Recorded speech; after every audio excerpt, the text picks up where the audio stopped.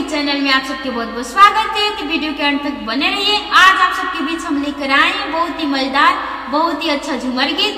तो सुनिए। अंदर पटर करता जिबिया राजा किन दाजी ले बिया, चटर पटर करता जिबिया राजा किन दाजी ले बिया, पॉकेट में नई के रुपया मत खाजी ले बिया, पॉकेट में नई के रुपया रानी मत खाजी ले बिया, दीदी के रखदा तू बाने राजा किन दाजी ले बिया, अपना दीदी के रखदा तू बाने राजा किन दाजी ले बिया, चटर पटर करता जिबिया राजा किन दाजी ले बिया, चटर पटर करता जिबिया राजा किन दाजी ले बिया, बुआ के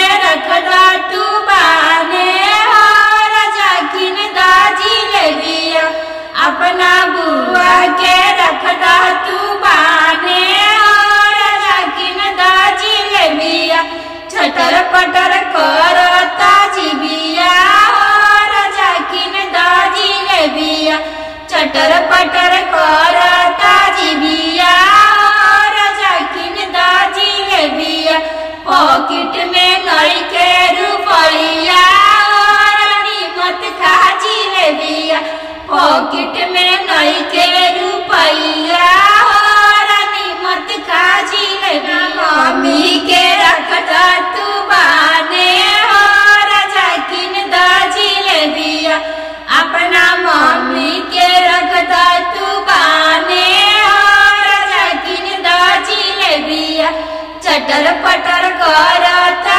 जिबिया राजा किन दाजी ले बिया, चटर पटर करता जिबिया राजा किन दाजी ले। आप लोग के बीच हम लोग का झूमर गीत कमेंट बॉक्स में बताइएगा जरूर। यदि हम लोग के चैनल पर आप सब नए होंगे तो चैनल को सब्सक्राइब करना मत भूलिएगा।